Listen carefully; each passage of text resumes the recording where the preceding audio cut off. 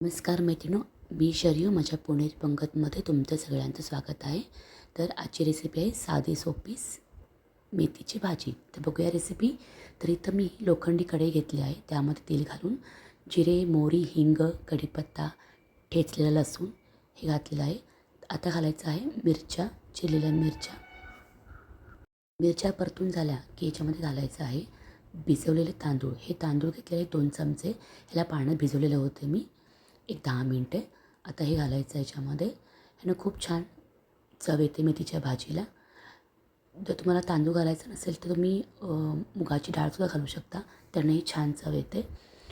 आता यामध्ये मी घालणार आहे मेथी. मेथी ही जास्त बारीक चिरायची नाही, बारीक चिरली की कडवट लागते, तर थोडीशी चिरायची आहे. आता यामध्ये घातलेली आहे मेथी.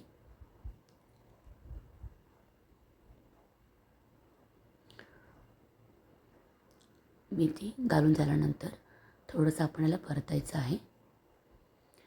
पालेभाजी करताना लोखंडी कढईचा वापर केला तर पालेभाजीला छान चव येते. आता आपण हे एकजीव करूया, एकत्र करूया सगळं.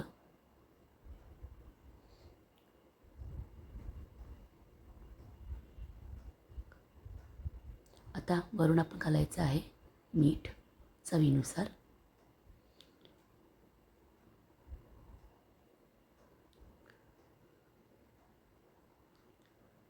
आता परत एकत्र आपण एकजीव करूया आणि याला 5 ते 10 मिनटं आपण वाफ द्यायची आहे. तर 10 मिनटं झाली आहेत. आता मी टोपण काढते. तुम्ही बघू शकता मस्त असा वास येतो आहे मेथीच्या भाजीचा. तर तुम्हाला माझी रेसिपी कशी वाटली मला नक्की कळवा. माझ्या व्हिडिओ लाईक करा, शेअर करा आणि माझ्या चॅनलला नक्की सबस्क्राईब करा. थँक्यू.